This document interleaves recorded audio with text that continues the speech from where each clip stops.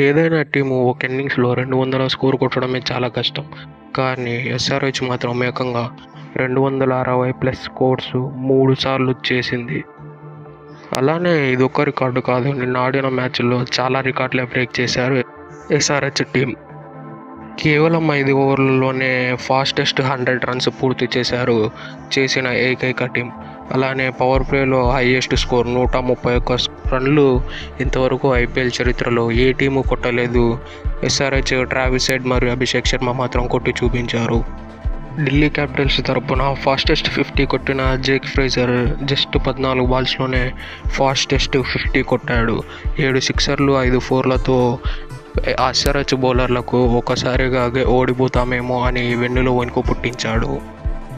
SRH చూసుకుంటే మొదటి 10 ఓవర్లలోనే ఏకంగా 158 రన్లు కొట్టి వాళ్ళు ఇంకో రికార్డుని సొంతం చేసుకున్నారు. కేవలం 10 ఓవర్లలో 158 రన్లు కొట్టడం అంటే చాలా కష్టం కాదు.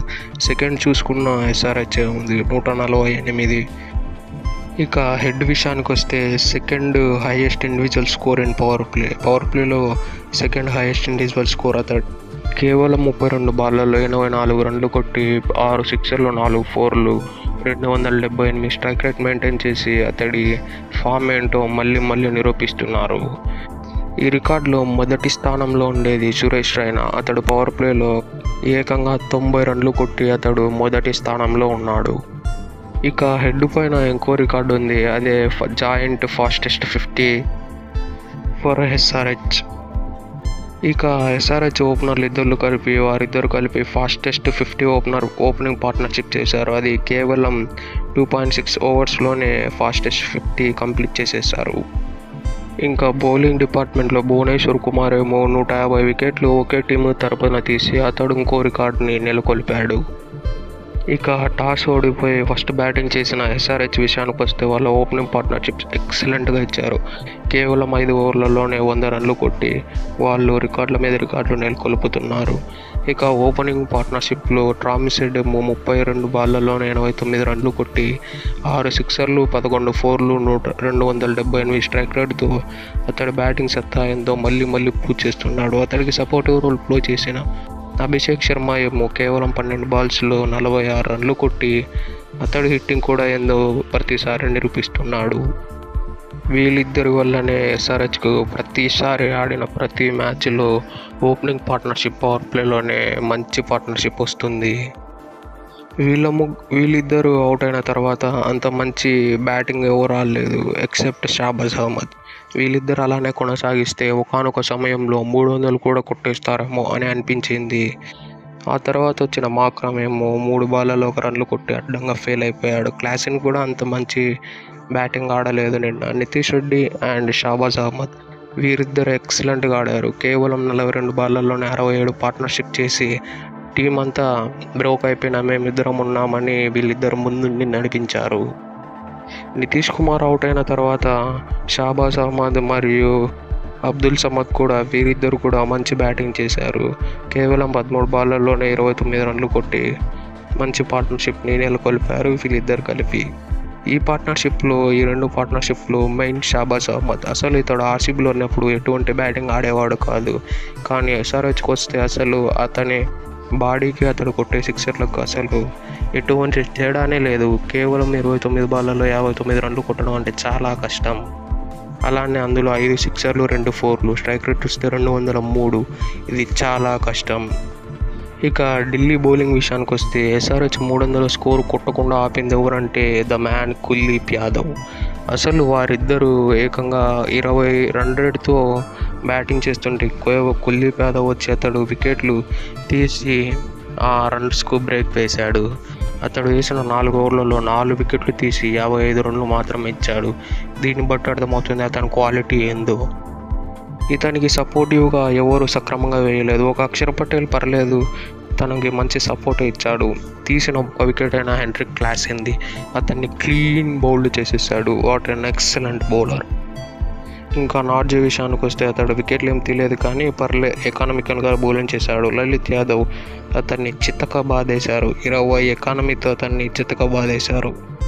ఇక ఖలీల్ అహ్మద్ కూడా అనుకున్నంత గొప్ప ఫామ్ చేయలేదు. ముఖేష్ కుమార్ ఒక వికెట్ తీశాడు కానీ రన్స్ ఏమో ఎక్కువ లీక్ చేసేసాడు. ఇక ఢిల్లీ క్యాపిటల్స్ బ్యాటింగ్ విషయానికి వస్తే మంచి స్టార్ట్ వచ్చింది అని అనుకునే లోపలే పృథ్వీ షా అవుట్ అయ్యాడు. వరుసగా 4 బాళ్ళల్లో 4 4లు కొట్టి 5వ బాల్ అవుట్ అయిపోయాడు. డేవిడ్ వార్నర్ కూడా అంతగా నిలబడలేదు, అతడు కూడా అవుట్ అయిపోయాడు. Jake Fraser and Abhishek Porel వీరిద్దరూ మాత్రం నిలబడి ఒకానొక సమయంలో ఢిల్లీ గెలుస్తుందేమో అని అనిపించేలాగా బ్యాటింగ్ చేశారు. కేవలం 30 బాళ్ళలో 84 పార్ట్నర్షిప్తో వీరిద్దరూ ఢిల్లీకి ఒక హోప్ అయితే అందించాడు. జేక్ ఫ్రేజర్ ఇతడైతే ఎక్సలెంట్ బ్యాటింగ్ చేశాడు. ఆడిన 18 బాళ్ళల్లోనే 7 సిక్స్లు 5 4లు 361 స్ట్రైక్ రేటు 65 రన్లు కొట్టాడు. అసలు ఏమన్నా బ్యాటింగ్ ఇది, నార్మల్ బ్యాటింగ్ కాదు అసలు. ఇతడే ఢిల్లీకి ఫాస్టెస్ట్ 50 కొట్టిన ప్లేయర్. ఇక ఇతడి డొమెస్టిక్ రికార్డ్స్ విషయానికి వస్తే అవి అంత చిక్కనివి. బిగ్ బ్యాష్ లీగ్లో కేవలం 28 బాళ్ళల్లో 100 రన్లు పూర్తి చేసేసాడు. ఆస్ట్రేలియన్ గ్రౌండ్స్ చాలా పెద్దగా ఉంటాయి కంపేరింగ్ టు ఇండియన్ గ్రౌండ్స్, కానీ ఆ గ్రౌండ్స్లోనే అతడు అలా హిట్టింగ్ చేశాడంటే ఇక ఐపీఎల్లో మంచి ఆపర్చునిటీస్ వస్తాయి. ఇతడు ఇంకా ఎన్ని రికార్డులు బ్రేక్ చేస్తాడో మీ ఊహకే వదిలేస్తున్నా.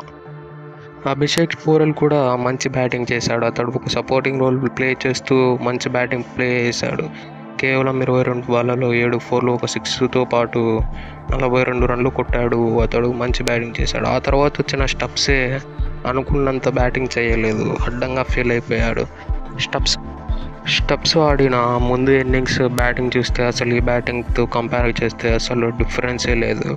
అదేమో వేరే లెవెల్, ఈ మ్యాచ్లో ఏమో అడ్డంగా ఫీల్ అయ్యాడు. ఆ తర్వాత వచ్చిన కెప్టెన్ రిషబ్ పంత్ మాత్రం పర్లేదు అన్న నాకు అయితే ఆడాడు. 35 బాళ్ళల్లో 5 4లు 1 6 44 రన్లు కొట్టాడు. లలిత్ యాదవ్ ఏమో ఒక టెస్ట్ మ్యాచ్ ఆడినట్టు ఆడాడు అంతే. ఇంకా ఎవ్వరు ఇంకా సరిగ్గా ఢిల్లీకి పర్ఫామ్ చేయలేదు, అందుకే ఢిల్లీ క్యాపిటల్స్ ఆల్ అవుట్ అయిపోయింది. ఒకానొక సమయంలో ఢిల్లీ బ్యాటింగ్లో అయితే ఒక్కసారిగా 14th ఓవర్ 13th ఓవర్ నుంచి రన్స్కి బ్రేక్ పడిపోయింది బికాజ్ ఆఫ్ టీ నటరాజన్. ఏమన్నా బౌలింగ్ అసలు. కేవలం 4 ఓవర్లలో 18 రన్లు ఇచ్చి 4 వికెట్లు ఇచ్చాడు. ఎకానమీ చూస్తే కేవలం 4.8. అసలు ఎంత ఎకానమీ మెయింటైన్ చేయడం చాలా కష్టం. వికెట్లు ఏమో అవి బై లక్తో ఏమన్నా రావచ్చేమో, కానీ ఎకానమీ అంత మెయింటైన్ చేయడం చాలా కష్టం. టోటల్ ఎస్ఆర్హెచ్ బౌలింగ్ యూనిట్కి హ్యాట్సప్ చెప్పి తీరాల్సిందే. ఏమన్నా బౌలింగ్ చేశారు. ఆఫ్టర్ 10th ఓవర్ నుంచి మంచి ఎక్సలెంట్ బౌలింగ్ చేశారు వాళ్ళు. ఏ ఒక్క రన్లు అంత ఈజీ రన్స్ ఇవ్వలేదు. ప్యాట్ కమిన్స్ కూడా వికెట్లు ఏం తీయలేదు, కానీ అతడు మంచి బౌలింగ్ చేశాడు. భువనేశ్వర్ కుమార్ ఒక ఇంపార్టెంట్ వికెట్ తీసి పెట్టాడు. డేవిడ్ వార్నర్ వికెట్ 33 రన్లు ఇచ్చాడు, కానీ పర్లేదు. నితీష్ రెడ్డి ఒక మ్యాచ్ని ఒకానొక సమయంలో టర్న్ చేశాడని చెప్పవచ్చు.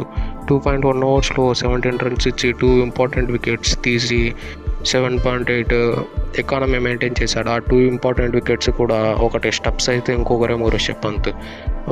ఒకానొక సమయంలో గేమ్ని చేంజ్ చేశాడని చెప్పవచ్చు. మయాంక్ మార్కండే ఇతడు కూడా ఎక్సలెంట్ బౌలింగ్ చేశాడు. 2 ఓవర్లలో 26 రన్స్ 2 వికెట్లు తీసి ఇతడు కూడా మంచి బౌలింగ్ చేశాడు. That's it for today. ఇలాంటి మరెన్నో వీడియోల కోసం పక్కనున్న సబ్స్క్రైబ్ బటన్ని సబ్స్క్రైబ్ చేసి బెల్ ఐకాన్ ఆన్లో పెట్టుకోండి. అలానే ప్రతి వీడియోని ఫాలో కండి. Thank you.